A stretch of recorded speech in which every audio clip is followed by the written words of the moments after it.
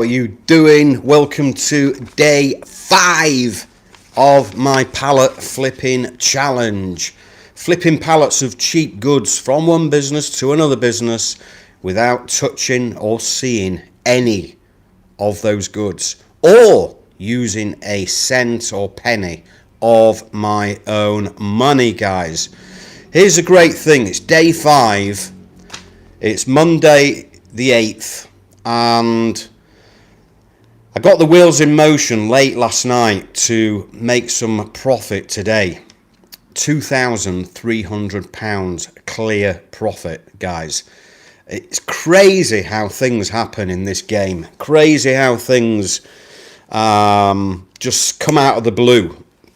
So I'm going to tell you first how I've made £2,300 profit just by flipping some goods from one business that offered me some goods to another business who wanted to buy those goods. And I've done it all just from my laptop, and you can do the same, guys. All right. So last night, which was Sunday night, about 10:30 at night, 11:15, I went to bed, and I was on my mobile phone in bed, just what I do normally just before I go to sleep. I just check my emails and my WhatsApp. And so on email, I got a message. On LinkedIn Messenger, I got a message from a customer who was taking a deal that I did on day 3. It was a shop closure, a business that was closing its retail store, and I did a deal on their retail goods to this buyer of mine, but they actually had some other goods, not retail goods. These were shop fittings, some pallet racking, all the metal racking that pallets of goods sit on, and they've actually got a storage container as well, a massive storage container. So the guy who bought the retail goods from me that I made £1,300 on, late last night, he made an offer for the shop fittings. So he wants the shop fittings, all the shelving system that you hang products on and stuff like that. It's called a slat panels. He made me an offer of £500 for that bit of stock. And so I went back to the seller who I bought the retail goods from, and I said, look, if you throw those in with the retail goods, I'll just clear them for you, get them on the truck, and it clears them out of your place. I didn't even make them an offer for the goods. I just wanted to test and see if they just wanted to get rid of that with the retail merchandise that they'd sold me. So I didn't even mention a price, and he replied back and said, yeah, that's fine. We'll put it on with the retail goods. So I ended up getting those for free.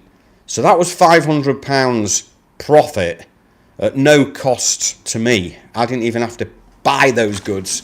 And then the other bit of profit was I checked my WhatsApp last night, and a guy had replied back to a post that I made on LinkedIn, offering out a load of this pallet racking. It was all deassembled, so it was all flat packed. So they're taking it all apart, but it was a quantity of pallet racking, which is it has value. Pallet racking, there's businesses that buy and sell used pallet racking. So he said to me, I've been offered £2,500 for it from a customer of mine. I said, are you offering me £2,500? And he said, no, I'll offer you £2,000. Okay. So he wants to make £500 out of it. So I thought, right, okay, I've now got an offer of £2,000 for this pallet racking. I'm going to go back now to this guy that needs to clear it out. Now, bear in mind that this guy who was closing this retail store, I know that he needs to get out of there, out of the location as soon as possible. He wants to get all this stuff out of his storage unit as soon as possible. So I knew that he will want to just get rid of it cheap. So I just went back I emailed him last night, and I said, look, you know that pallet racking, I can help you out. I've got someone who'll take it.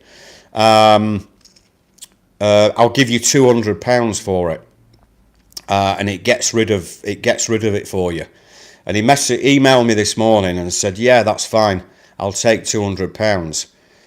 I got £2,000 for it, for this pallet racking.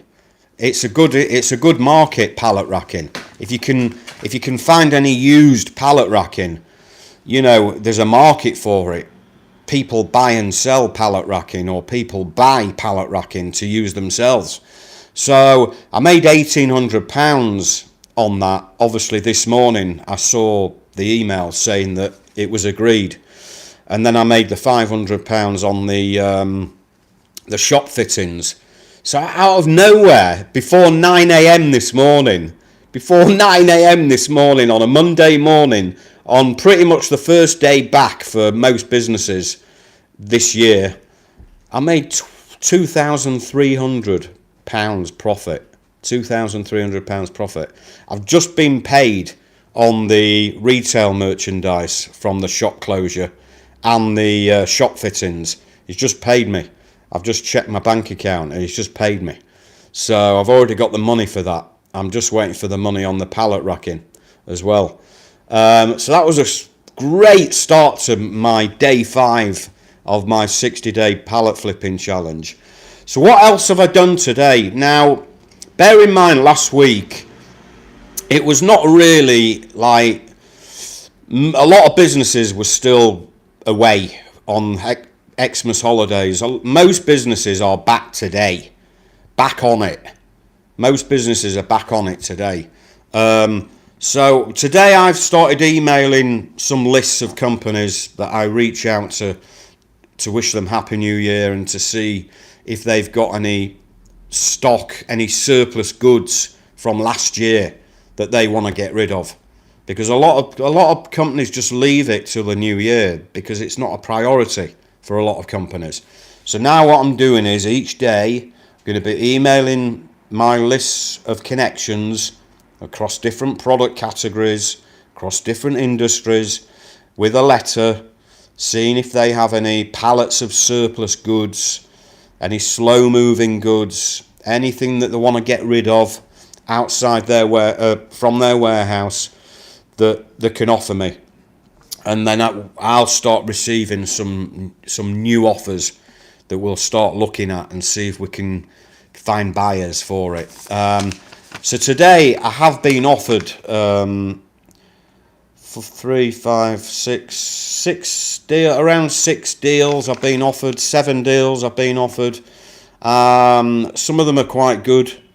So a business on WhatsApp messaged me on WhatsApp, and they offered me a load of retail packs of ladies' hair colouring, hair dyes, different hair colouring like blonde, brunette, dark, all the different hair colouring that ladies use. Nice retail packs, and there's 18,000 units. And the cool thing is that they've come in at a really low price to start with. They come in at a very, very cheap price. So I've offered it out to a few laser targeted buyers that I know are in the, let's say, hair and beauty industry. They're in that marketplace. So, they are wholesalers who are in that industry. They supply hair and beauty related products to their network of retail customers. So all I'm doing is I'm just piggybacking them. So they might buy it and then just sell it off in smaller lots to their small little retail customers, I was offered some dog collars, dog collars, pet dog collars, 5,000 to 6,000 of those. Here's one for you that I was offered. Some used mopeds. mopeds, like little motorbikes, basically. Little mopeds, like 50cc mopeds, but they're used through a business that was, I don't know if they were used to rent them out. I think it was like a rental company, a motorbike, like a motorbike rental company that rented them out. But they're here in the UK, and there's 200 of them. So that could be something worth looking at. Just waiting for a selection of photos just to check out the condition of them, because obviously they're going to have some wear and tear with them being used. You know, they might have scratches and scuffs. However, if they're all in working order and the price looks interesting, obviously I need to research the actual model on the internet, because that's what we do. We'll research the products on the internet and see what it sells brand new. With it being used, obviously it's going to be worth a percentage of that price. And I'll see if I can locate a buyer for them. I had a guy message me on LinkedIn today. He's an agent for an overseas company that sells football team clothing, football team wear, basically. So it'll be probably like, you know, football shirts and football shorts and all that type of stuff, but a lot of it's probably generic. You know, they might supply football team wear into schools and places like that. So although it's not brand name stuff, that doesn't matter. It's, you know, it's brand new, it's football team clothing, and I haven't got any details yet, but I'm going to wait for those to come through. And, you know, I've got a load of sportswear buyer connections who I will be pushing that offer out to, just to see what interest I get on those. One of my students emailed me over today. Here's an interesting one as well, and these don't come up very often, not brand new ones anyway. If you normally, when you get offered a product like this, they are used or returns, but it was offered 100 brand new washing machines. They're not a brand, they're not a famous brand. I've not even heard of the brand. However, they're brand new. So we're just kind of sounding them out on a price at the minute. They've given us the retail price, and I've just told my student to go back and ask them, you know,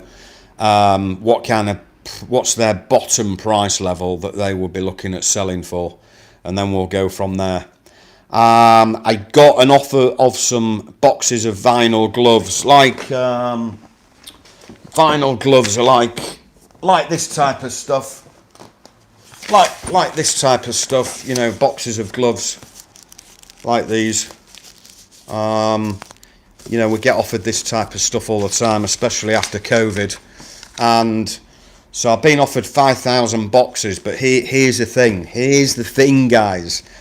They're expired, because on the box they're expired. It says, I think it's May 2023 expiry date. Now, they don't really expire, these types of gloves. The quality doesn't really go bad, because they're all sealed in boxes and in a storage, so it's not like they disintegrate or go mouldy or anything. So they're still usable. That's the thing, they're still usable. So a company's offered me them, and they've offered me a load of disposable aprons as well. You know, like the plastic aprons that they wear in hospitals. There's thousands of them as well, and they've expired. And guess how much they want for them, for this stock? Guess how much they want for, you know, these disposable expired gloves. There's 5,000 boxes. It's not this box. It's like you know, it looks like these. There's 5,000 boxes of these expired. How much do they want for them? Zero. They want nothing for them. They're free of charge. It's free stock. They just said, look, you pay the transport and you just come and collect them, and you can have the stock free. How cool is that? How cool is that? So here's a cool thing, and what I do tend to do with free stock, obviously, I'm just going to offer that deal out. Going to push that offer out to some buyers. And I'm just going to say to the buyers, look, here's the details. It's expired. There's 5,000 boxes. Here's the location. You have to collect them. What will you pay? What will you pay me for them? You know, they might offer me 20 pence a box, which is cheap, very, very cheap. So 20 pence a box times 5,000 boxes is £1,000, yeah. So it's £1,000. That's it. I'm getting the stock for free, so I'd make £1,000. I might get offered a bit more. I might get offered 30p a box. I don't know. So, you know, all the time we get offered free stock of different types of stocks where a business here's the thing with free stock. A lot of businesses, they know that if they have to use a waste, if they have to like destroy that stock or throw it away, like for landfill, because like landfill is expensive. If you pay a company to landfill your goods that you want to dispose of, you have to pay them, and it's expensive. So they'll weigh up. They'll just say, look, it's free stock, you can have it for free. They're saving money, because although they're losing money on the original cost of the stock, they're actually saving money, because if they were disposing of the stock and having to landfill it, they'd have to pay a company to do that, and that would cost them a lot of money. It costs them, a few thousand. So they're saving a lot of money doing that. So they just said, look, free stock, you take it away, and they're not getting involved in the transport costs. And here's the thing, I won't get involved in the transport costs. I'm just going to offer these goods out. I'm going to say, look, here's the goods. They've expired. Make me an offer and you collect the goods. So my buyer will pay the transport costs. My buyer will pay me up front. So I'm not going to use any money for transport that's going to eat into my profit margin. All right? And that's the trick of this game. Any deal that we can do without paying out for transport costs, we are obviously making more profit, because at the end of the day, when you get involved in deals and you've got to deliver those goods to your customer, you've got transport charges, you've got transport costs, and I always try and avoid transport costs, because I don't want to eat into my profit. You know, it can be a lot of money. Transport costs are not cheap. They're expensive, transport costs. You know, it's gone up since COVID, and fuel costs have gone up, and rising costs in businesses have gone up, and, you know, salaries have gone up. So transport costs are they're expensive. So if I can do a deal where my buyer collects, and so some of you might be asking, well, what about location? If your buyer goes to collect, would they not see who your supplier is? Well, no, because 95% of the time, the goods are in a 3PL warehouse. What's a 3PL? Third party logistics. 3PL is third party logistics. It means it's just a storage company who are storing those goods on behalf of the company that's offered me the goods. So my buyer is not collecting from my supplier's warehouse. My buyers are collecting from a third party warehouse. It's like XYZ, ABC Warehousing Limited. It's just a warehousing company. That's all it is. It's just a warehousing or storage company that store goods on behalf of other businesses. So it doesn't matter if they are collecting from a warehousing company. They're not going to see who my supplier is. So I don't need to worry about that. You know, if they knew who my supplier was, they might try and contact my supplier for future deals. more surplus deals. But, when I know that it's a third-party storage, third-party warehouse, I don't mind if my buyer collects. I don't mind that, because they've no idea who owns that stock. They think I own the stock, They think I'm the owner of the stock. And they don't get any paperwork that shows my supplier's paperwork or anything. Nothing like that. So, it's all confidential. So I always do what we call in the business X works. EXW, X works price. X works means basically buyer collects from the location of where the goods are. So whenever I'm offering goods out, when I'm offering pallets of goods out to my buyer connections, I always put, if I'm putting a price, I always put a price X works, meaning buyer collects. All right, not I deliver. I'm not offering that price. I'm not offering those goods at that price, including delivery. I'm not including delivery. It's an X works price. The buyer always has to collect. So these deals that I've done today, on this shop closure and these retail goods and the shop fittings and the pallet racking, it's all X works. It's an all X works price. My buyer, there's two different buyers. Both buyers are going to be collecting from this shop closure. Obviously, it's a shop closure. It doesn't matter because they're closing the shop. It doesn't matter if they know who the supplier is. At the end of the day, they're just turning up. Their truck is going to turn up at an address somewhere and load some goods from a store that's closed. It's closed down.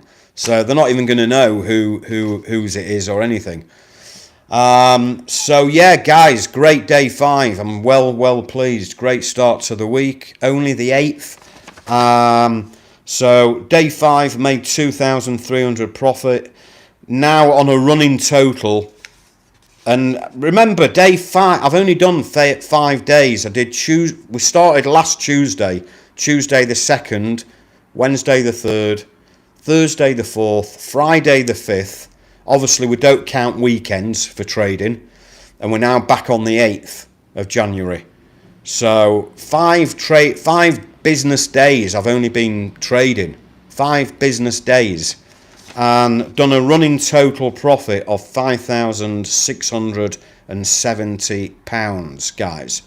And we're already working on some new offers that are coming through. So it's a great start to the year. I don't normally do much at all the first few weeks of January, but as I predicted, guys, this year there's never been a better time to come into this business. Obviously with rising costs, rising living costs, and rising costs in businesses.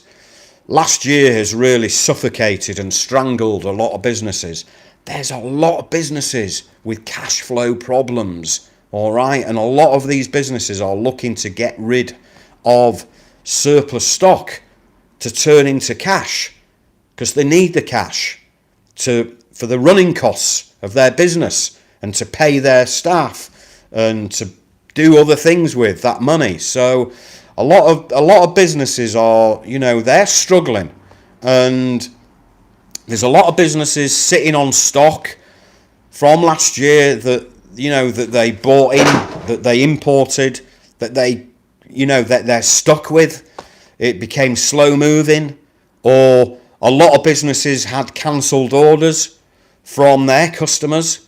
A lot of businesses brought in too much. And here's the thing: since COVID, a lot of businesses bought in a lot of stock because they were worried that there was going to be COVID again, and they wanted to have a big stock holding of stock. And what's happened is, COVID's finished, and now a lot of businesses are actually sitting on too much stock, meaning they've got too much money tied up in stock. They've got too much stock sitting in a warehouse, bursting at the seams, that they're paying a lot of storage costs on. There's just going to be massive opportunities, and I can already see it. There's going to be a lot of online retailers with surplus stock, you know, and it has a knock-on effect. Wholesalers with surplus stock, manufacturers with surplus stock from cancelled orders, overproducing a lot of goods. From every direction, there's going to be a lot of surplus deals, a lot of surplus pallets of goods that we can go find, that other businesses that we show those goods to want to buy. And we are the guy in the middle, like I've said before. Here's the seller, here's the buyer, and we are in the middle. We're the guy in the middle, the broker, taking our percentage, taking our money. We're buying at this price, we're selling at this price, and we're making this much in between. All right, or this much, or this much. So yeah, so guys, there's going to be a link I'll drop underneath. If you're interested, I've got a great brand new community. Students who I'm teaching them how they can go and source these deals, and I help you on each deal that you find and help secure your finder's fees, which is like a percentage of the profit on a deal. All right, I will help you secure profit, a cut on each deal that you find. It's called Finder's Fees University, and it's only $97 a month to come into. All right, it's the price of a coffee. It's the price of a daily coffee to come in. There's training, there's some courses in there, some trainings showing you the methods, how to get started, how to start looking for stock, and how to get set up, and how to build a network of connections and grow a network of contacts of buyers and sellers. All right, and you can learn this game, and I will mentor you and help you. And there's other people in the community that will help and support you as well. And there's lots more features inside. So I'm going to drop a link, and you can get in, try it for a few months and see how you go. You know, you can get your money back many times over on one deal each month. So for just $97 a month to run your own surplus pallet trading business, not bad, is it? All right, guys, that's the end of day 5. And if you've got any questions at all, you can drop them in the comments here, and I will answer them later on. So I will be back tomorrow for day 6, and let's see what day 6 brings. All right, guys, check. See you a bit later. All the best.